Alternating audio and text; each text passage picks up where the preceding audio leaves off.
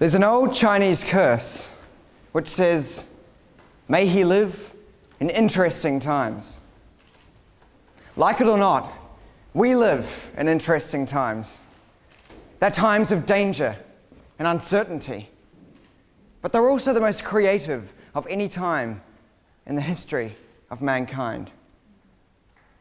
These words, spoken by Robert F. Kennedy in 1966, still ring true today. In today's world, we've created, through a breakdown in the basic art of communication, an environment that allows one of humanity's ugliest creatures to flourish. This creature goes by many names: racism, discrimination, prejudice, but these are all the same beast. A beast which feeds on our thirst for blame, whose DNA is a double helix of ignorance and fear. The scariest thing is that we believe that we've tamed this beast. Ladies and gentlemen, we're assembled here today different in more ways than we're similar.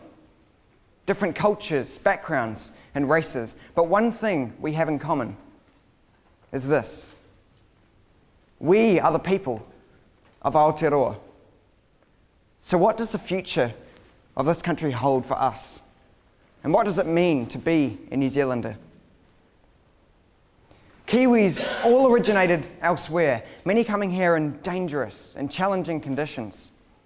Our first migrants paddled across the Pacific from Hawaii, starting with Kupe and his mighty Wakahurua. Another wave came centuries later from the north. Their boats are different shape and size, but their thirst for discovery just as strong. Then came the settlers, who saw opportunity in these cloudy isles at the bottom of the world. This generation welcomes those who seek refuge from war and persecution. So we're a nation of others.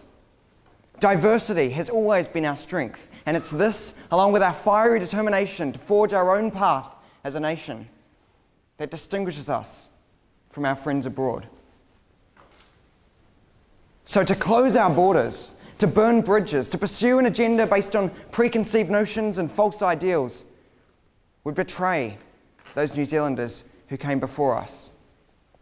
Those who were the first to recognise the woman's right to vote. Those who stood up to apartheid and fearlessly chanted, "The whole world is watching." To ride the global tide of xenophobia would undermine the very foundations of our society. So we must resist. See, in today's society, we're supposedly all connected. We have access to billions of people at the click of a button. But the reality of this age is far from connected. In a time that calls for togetherness, a strong, unified front to fight the world's problems, we, the most connected society in the history of the world, are divided. There's something inhuman about the way we deal with the problems of humanity. Something unnatural about the manner in which we segregate ourselves into categories and groups, putting party before family and politics before friends. So how, in this environment, can we have these conversations that we need to have? Picture this. The year's 1981. The Springboks are in Hamilton.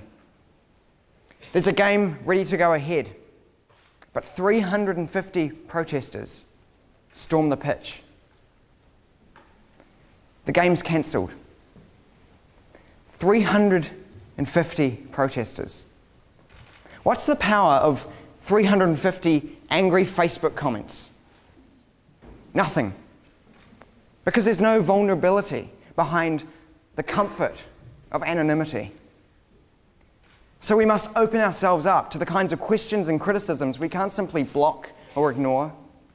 We must remove these bulletproof shields that we carry around with us everywhere we go and have face-to-face conversations about the realities of racism in New Zealand. Last year, I spoke in front of an audience much like this, and I told the story of a British Ghanaian woman and her son who were verbally abused on a train in London. Now, when I researched for that speech, I couldn't find a single example of a similar incident in New Zealand that year. And that made me proud to be a New Zealander. That was just 1 year ago. On February 12th this year, 3 young women were attacked as they walked down a public street in the town of Huntly in the Waikato.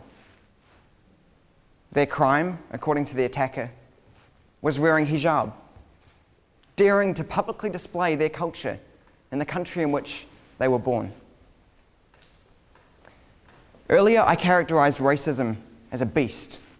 I said the scariest thing is that we believe we've tamed it. And that's because racism can't be tamed.